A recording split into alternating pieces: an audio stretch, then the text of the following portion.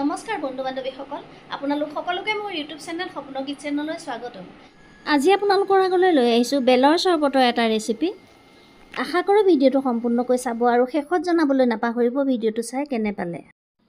এইখিনি বেলৰ চৰবত বনাবৰ বাবে মই 3টা ডাঙৰ ডাঙৰ বেল লৈছিলোঁ।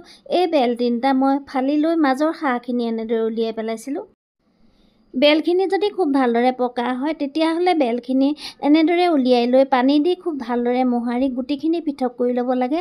আৰু যদি কেঁচা বেল হয় তেতিয়াহ'লে বেলখিনিক প্ৰেছাৰ কুকাৰত অলপ দুটামান চিটি অহালৈকে সিজাই ল'ব লাগে। এই 3টা পকা বেল আছিলে, সেয়েহে মই বেলকেইটাৰ শাহখিনি উলিয়াই লৈ ঠাণ্ডা পানী দি খুব ভালদৰে হাতেৰে মোহাৰি ল'লোঁ। আৰু এতিয়া এটা চচপেনত এয়া চেকনিখনেৰে খুব সুন্দৰকৈ চেকি লৈছোঁ।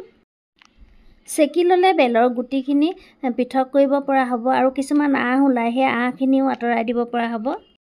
এই বেলৰ গুটি বা আঁহখিনি আঁতৰাই নিদিলে চৰবতখিনি খাবলৈ বেয়া হয়। এয়া খুব ভালদৰে ৰসখিনি চেকি ল'লোঁ আৰু এতিয়া গুটি আৰু শাহখিনি পেলাই দিম। এতিয়া এই বেলৰ ৰসখিনিৰ লগত মই 2 লিটাৰমান পানী যোগ কৰিলোঁ, মানে এতিয়া 2.5 লিটাৰমান চৰবত হৈছে। এতিয়া এই বেলৰ ৰসৰ চচপেনটো গেছটো অন কৰি গেছৰ ওপৰত উঠাই দিলোঁ আৰু তাতে এতিয়া এয়া মই 1 কেজি চেনি দিছোঁ।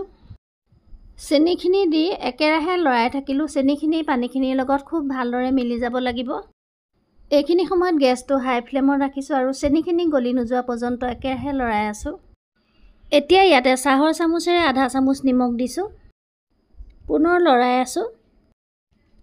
এতিয়া ইয়াত 2টা কাজি নেমু লৈছোঁ। এই কাজি নেমু দুটাৰ ৰসখিনি এতিয়া উলিয়াই ল'ম আৰু তাৰ পাছত এই ৰসখিনিও বেলৰ চৰবতখিনিতে দি দিম।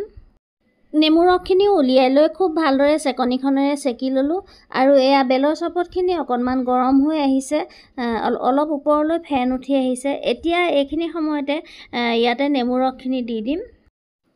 চৰবতখিনিত উঠি অহা ফেনখিনি হেতাখনেৰে কাঢ়ি দিম। এয়া এতিয়া বেলৰ চৰবতখিনি খুব ভালদৰে উতল আহিছে। এনেদৰে প্ৰায় 20 মিনিটমান সময় উতল আহিবলৈ দিম। এতিয়া এটা বাটিত এবাটি ভিনেগাৰ লৈছোঁ। এই ভিনেগাৰখিনিও বেলৰ চৰবতখিনিতে দি দিম। ভিনেগাৰখিনি দিয়াৰ পাছত আৰু 2 মিনিটমান সময় খুব ভালদৰে উতল আহিবলৈ দিম।